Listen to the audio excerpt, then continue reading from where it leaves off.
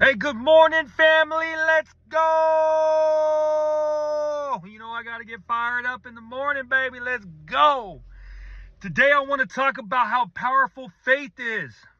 Faith is so powerful. Faith will take you out of your comfort zone because dreams die in your comfort zone. It will take you out of your comfort zone and you will accomplish things that you could never have imagined that you could have on your own. But this isn't on your own. You're doing this with God.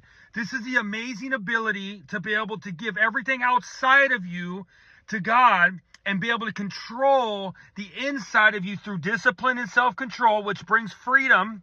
And you're able to enjoy an amazing life with the foundation to be able to handle all the fiery arrows the devil tries to throw at you. That's great. I think I'm in, baby. Let's go.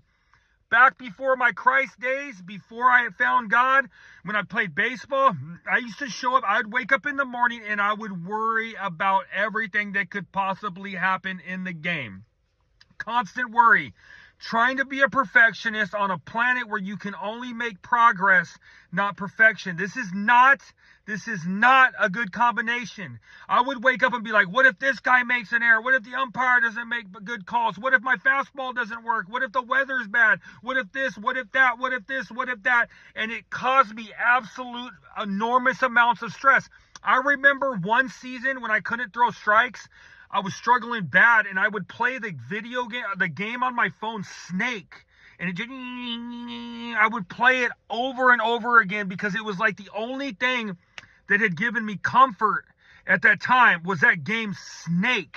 That's crazy. And then eventually I went to drugs, and then eventually I went to harder drugs, and then eventually I went to self-medicating, and eventually I thought I found the formula to life, which was Xanax, meth, heroin, and wax. I thought that was the formula that I needed to be a functioning human being, and oh boy, was I wrong. But then all of a sudden, right, I think back, and if I would have found Christ back then, I would have had the opportunity to, hey, Monty, wake up, control yourself one pitch at a time, attack the zone down, stop trying to hit the corners, attack, and then God will take care of everything around you. I would have been able to have that powerful weapon of giving everything up to God because I would be doing the right thing in the moment. I didn't have that back in my baseball career. So I continue to struggle with my future tripping. Future tripping will crumble you. It will absolutely crumble you in your life. So now I wake up and I know I have to control myself, right? But I have faith for my future, and it only comes from God. Faith you cannot get in anything else because God is the only thing that never changes. It's forever the same. It's forever the same. And when you can finally grasp it, you will enjoy an amazing life with the foundation of the rock. You have to be able to grasp it. For me, the gift of desperation is what finally allowed me to grasp the gospel. And I started to understand that the New Life Recovery Bible, combined with the Salvation Army, combined with the ability to share my story, combined with the ability to be fulfilled from the inside, it got me on fire. And now I've been on fire, and I want to continue to stay on fire because all I want to do is save lives. I don't want to save my own.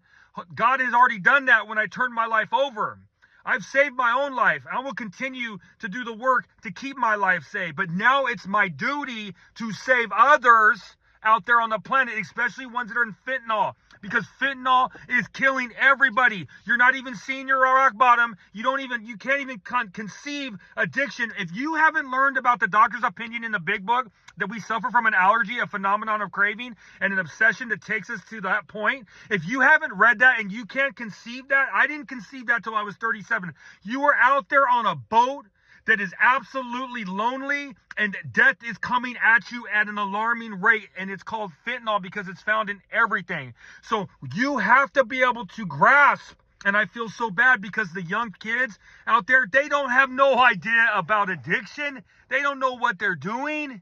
They have no idea what they're doing. They're chasing that feel-good false hack that they get the first time they ever did it. Because early on when I was using drugs, it was fun in the beginning because my dopamine levels were still there and I was a fresh vessel. Once you get older, it becomes the worst nightmare on the planet. That's because I say it disguises itself as heaven, and it ends up taking you straight to hell. That's what drug addiction does. It takes you to the depths of hell on this planet.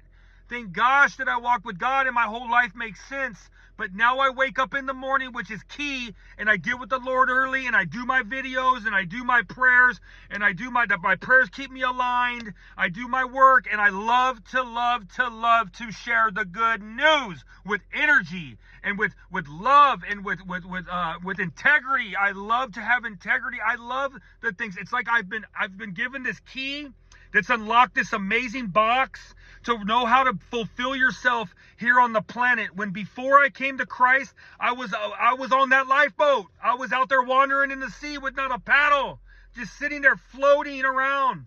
And I won't do that no more, guys. We have to have faith for our future. It makes a fool of what makes sense.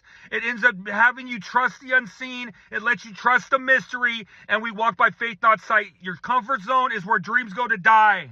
So this allows you to step outside your comfort zone constantly, and you'll find yourself in an amazing place. Put God first. Let's have a great day. And you know I like to do this. Let's go, man.